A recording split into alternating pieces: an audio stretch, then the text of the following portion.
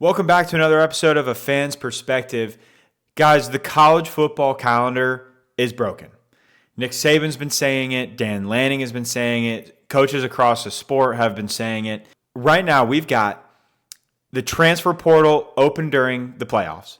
Players are shopping schools while teams are still chasing a national title. Not to mention, these coaches are being forced into impossible situations, leaving schools mid-championship run. Like Lane Kiffin, what are we doing? The assistants from Ole Miss going to LSU, what are we doing? Mentally juggling two jobs at one time. Like these Ole Miss kids got coaches that are worried about recruiting to LSU and trying to win a national championship with them. What are we doing? The timing of the national championship game is broken. The game being played on January 19th. Dan Lanning said this perfectly in a press conference the other day.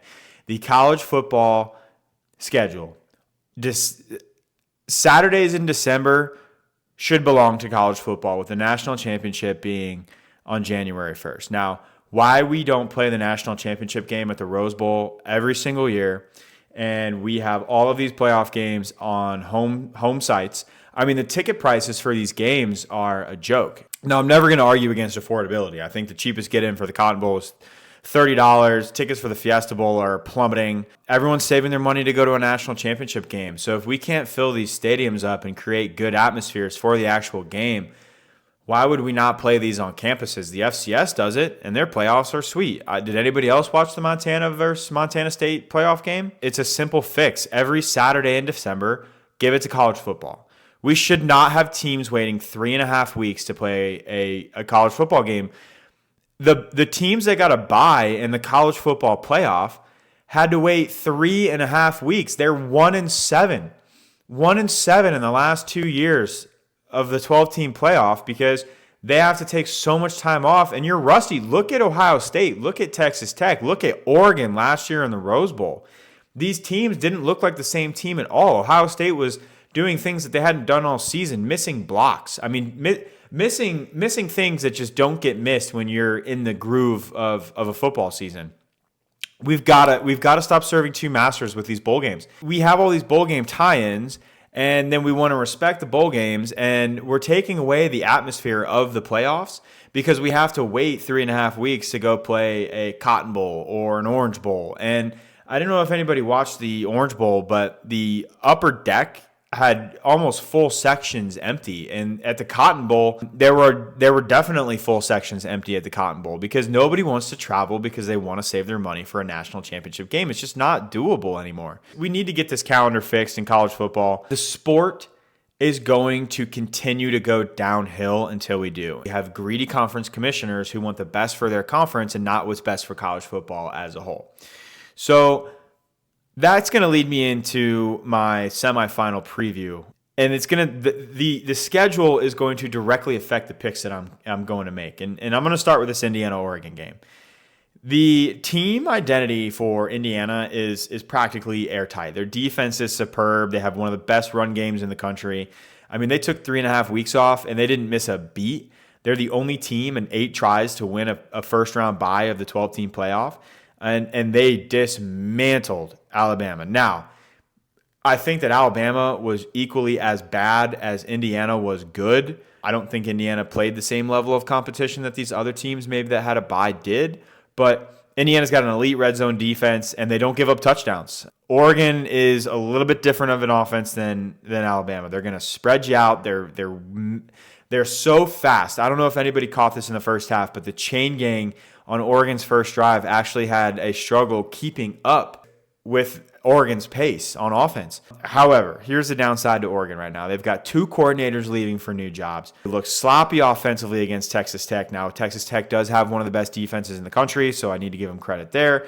But they went for it on 4th down 4 times, and they failed all 4, and they left potentially 12 points on the board because they were in field goal range for those 4 4th down attempts. Will that strategy change against Indiana, knowing that Indiana has one of the best defenses in the country? Will they elect to take the points? I think you have to, but I do love that Dan Lanning is aggressive and he's going to stick to his plan and he's looking to kill.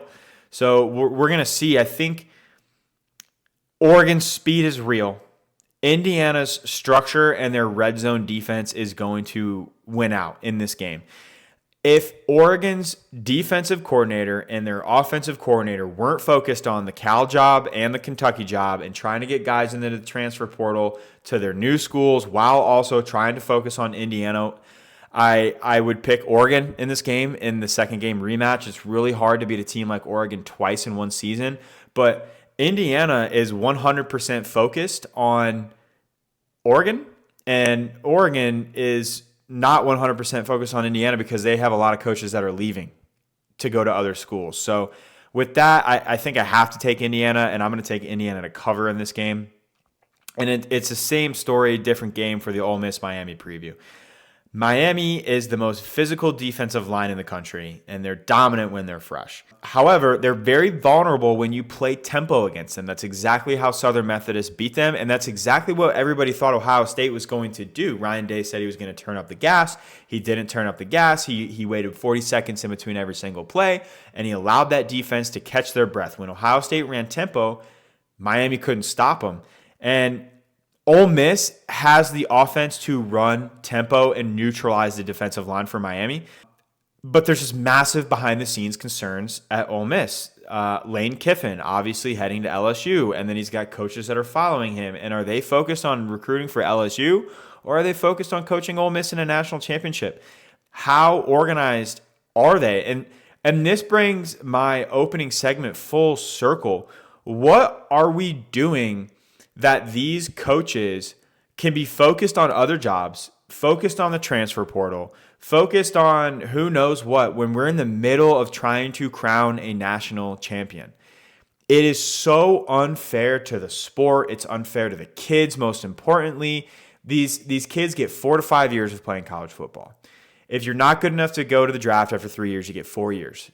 And we've got coaches leaving before national championship runs, and now Pete Golding, good for him. He's got 2 more wins in the playoff than Lane Kiffin does. I think the matchup favors Ole Miss on paper, but the organizational chaos is the difference maker here because, again, Miami is focused on beating Ole Miss, and Ole Miss is focused on all of these coaching situations and this just the distraction. Now, I do think that this situation is actually galvanized Ole Miss into a better football team, and that's the reason they ended up beating Georgia. So don't be surprised if Ole Miss wins this game, but my official pick is Miami. But if Ole Miss can get organized internally, I think they win this game as well. But the official pick is Miami. It's going to be a Miami-Indiana National Championship in Miami, and Fernando Mendoza returning to his hometown with the Indiana Hoosiers. And we'll cover that game if we get there. In bowl season, it's important that we finally recognize that the SEC is officially dead. The SEC this bowl season has looked awful.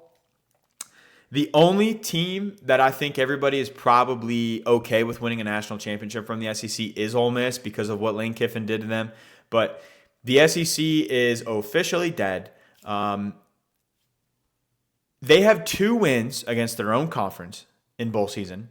They have 1 win against a Michigan team that is an absolute post-scandal shambles. And they have 1 win against a group of 5 team in the playoffs. They lost every other game in their bowl selections.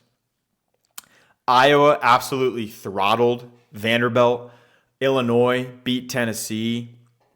I mean, they were a mid-conference propped up by preseason rankings and beating up on these teams that we, for some reason, kept ranked all season and boosted resumes like Alabama. Alabama had no business being in the college football playoffs. Their gauntlet that they had to run was against Vanderbilt, who lost to Iowa, Missouri, and Tennessee. I mean, what are we doing with that schedule? And bowl season has really exposed the SEC.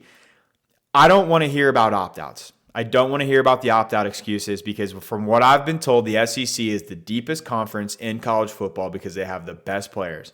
And if they were truly as deep as they say they were, it wouldn't matter. And there's been opt-outs on both sides of the ball in these bowl games. Now, here's my main argument for the opt-out is that 2 years ago, I remember Missouri beating Ohio State in the Cotton Bowl when Ohio State was depleted with opt-outs. They had no Marvin Harrison Jr. They were down to their 3rd-string quarterback, and Missouri claimed the hell out of that win against Ohio State. Guess what? It's got to work both ways.